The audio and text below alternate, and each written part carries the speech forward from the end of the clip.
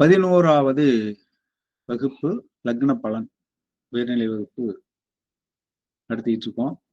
இப்போ நம்ம தொடர் எப்படி போயிட்டு இருக்குன்னா, லக்னாதிபதி நின்ற பலன். லக்னாதிபதி எங்க நிற்கிறாரோ அதுக்கு தகுந்த மாதிரி பலன்.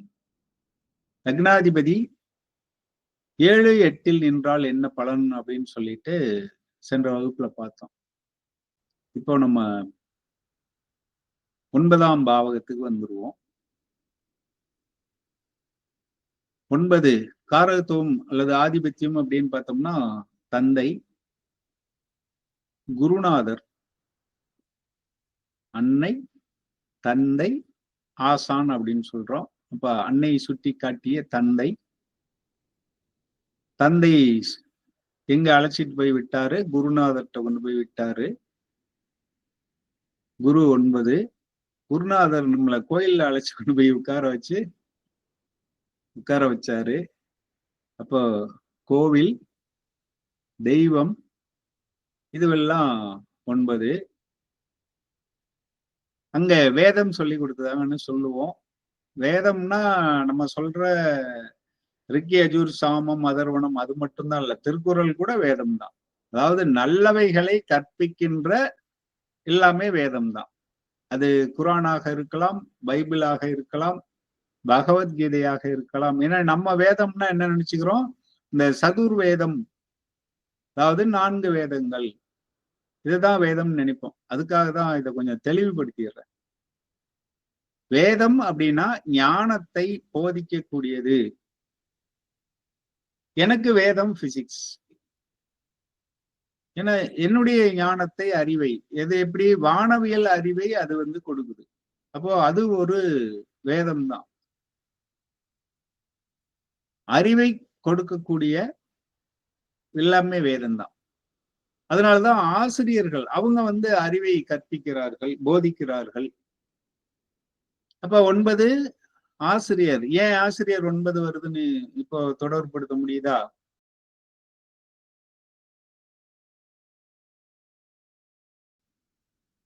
ஜாதகருக்கு தந்தை ஆசீர்வாதம் உண்டு. தந்தை மீது பாசமாக இருப்பார். தந்தை நீண்ட நாள் இருப்பார் ஜாதகருக்கு. ஏன்னா தந்தையினுடைய ஆசீர்வாதம் உண்டுன்னா அவர் ரொம்ப நாளைக்கு இருக்கணும் இல்லையா? தந்தை நீண்ட நாள் இருந்து இவருக்கு ஹெல்ப் பண்ணணும். அதனால தந்தைக்கு ஆயுள் அதிகம் அப்படி எடுக்கலாம். தந்தையின் ஆயுள்னா 9 8 பார்க்கணும். ஆனா பொதுவாக ஜாதகர் 9ல் நிற்கிறார்னா அப்ப 9ஆம் பாவக காரகத்துவங்கள், ஆதிபத்தியங்கள் இவருக்கு கொடுப்பினையாக கிடைச்சிருக்கு, ஆசீர்வதிக்கப்பட்டிருக்குன்னு அர்த்தம். அப்போ 9 சார்ந்த தந்தை ஆதரவு இவருக்கு கிடைக்கும் அப்படின்னு சொன்னா தந்தை நீண்ட நாள் இருக்க வேண்டும் அப்படின்னு எடுக்கலாம். இவருடைய தந்தை புகழுடையவரா இருப்பார். ஏன்னா தந்தையினால இவருக்கு ஏதாவது கிடைக்கணும் அப்படின்னா சில டைம்ல இன்னும் கூட நான் என்ன பண்ணுவேன்னா, பெரியவங்களை எல்லாம் சந்திக்க இருந்துச்சுன்னா எங்க அப்பா பேரை சொல்லிதான். நானும் ஹையர் செகண்டரி ஸ்கூல்ல எச்சமா இருந்தாலும் எங்க அப்பா பேரை சொல்லும் போதுதான் அவங்களுக்கு எல்லாம் தெரியும். அப்போ தந்தை புகழ் உடையவராக இருப்பார் அப்படின்னு எடுத்துக்கலாம். ஏன்னா புகழ் இங்க எங்க சார் வந்துச்சு, தந்தைக்கு புகழ் அப்படின்னா தந்தையினால நமக்கு ஆதாயம்னா அவர் பேரை சொல்றதுனால கூட நமக்கு ஆதாயம் கிடைக்கும். அப்ப தந்தை புகழுடையவராக இருப்பார் அப்படின்னு எடுத்துக்கணும். 9 3 சிறு தூர பயணம், 9 நீண்ட தூர பயணம். வேற என்ன சொல்லலாம்? 3 தொண்டை, மூச்சுக்குழாய். அப்ப அது சார்ந்த பிரச்சனைகள் இவங்களுக்கு இருக்கலாம். 3 மூச்சுக்குழாய், 4 நுரையீரல், 3 மூச்சுக்குழாய்.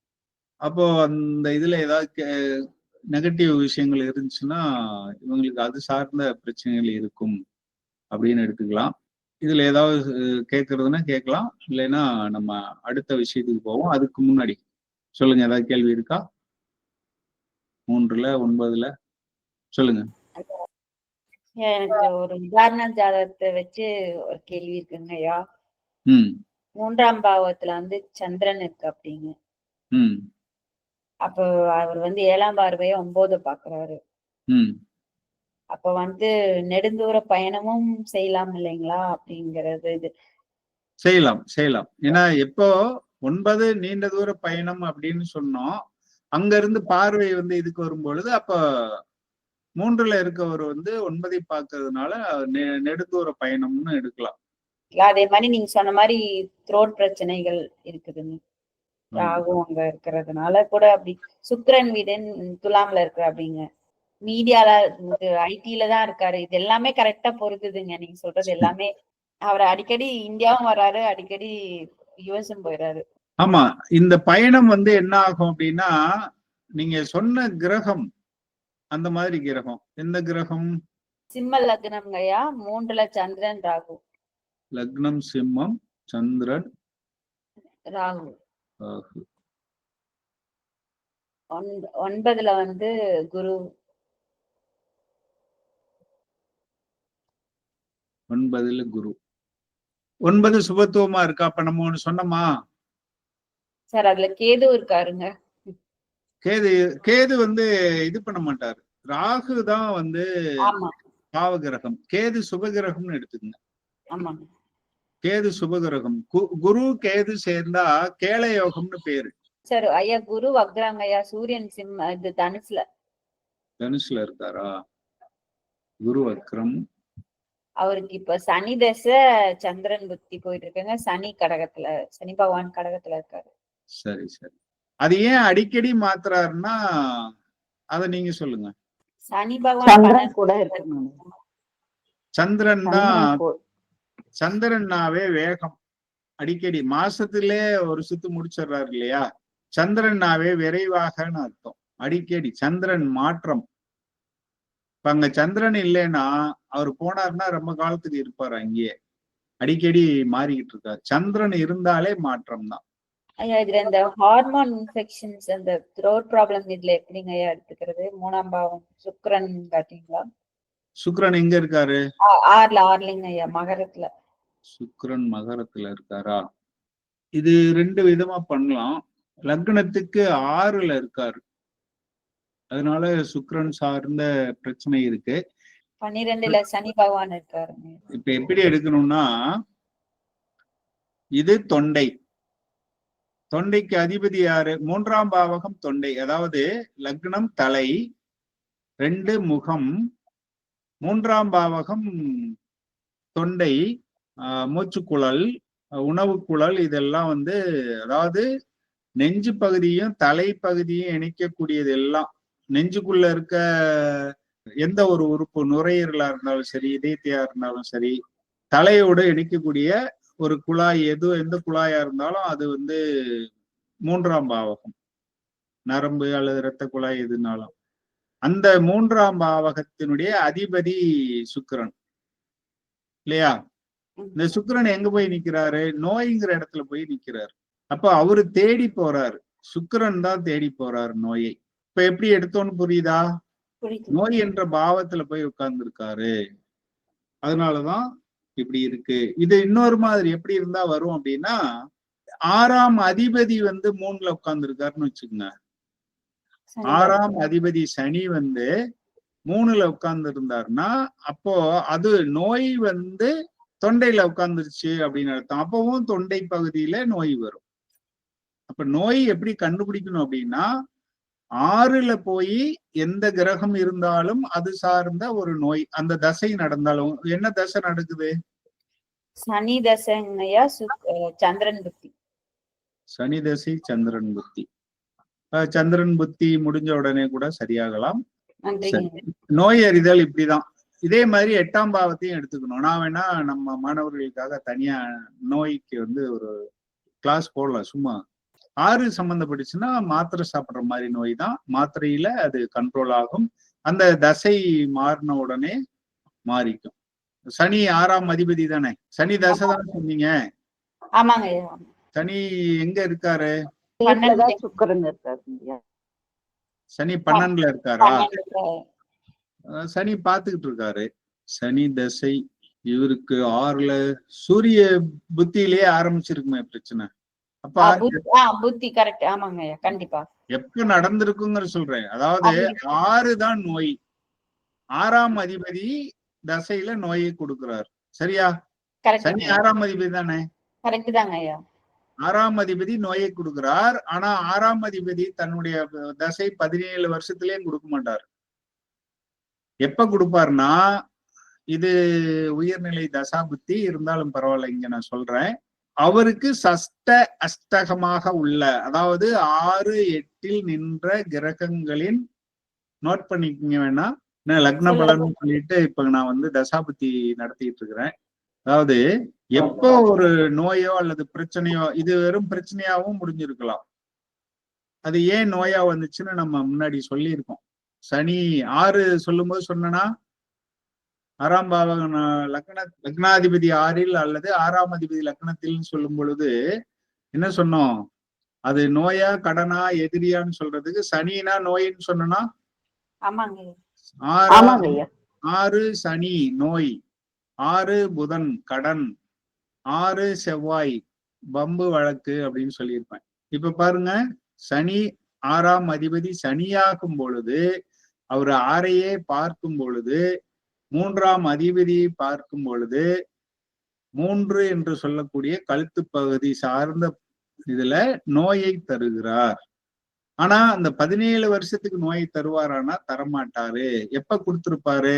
இப்ப சனி நின்றதற்கு, அதாவது தசாநாதன் நின்றதற்கு 6ல என்ன கிரகம் இருக்கு பாருங்க, சூரியன் இருக்காரு. சூரியன் புதன் 2. இங்கே புதன் இருக்கா? ஆமாங்க. அப்போ சூரிய புத்தியில ஆரம்பிச்சிருக்கும். புதன் புத்தியோட பிரச்சனை முடிஞ்சிரும்.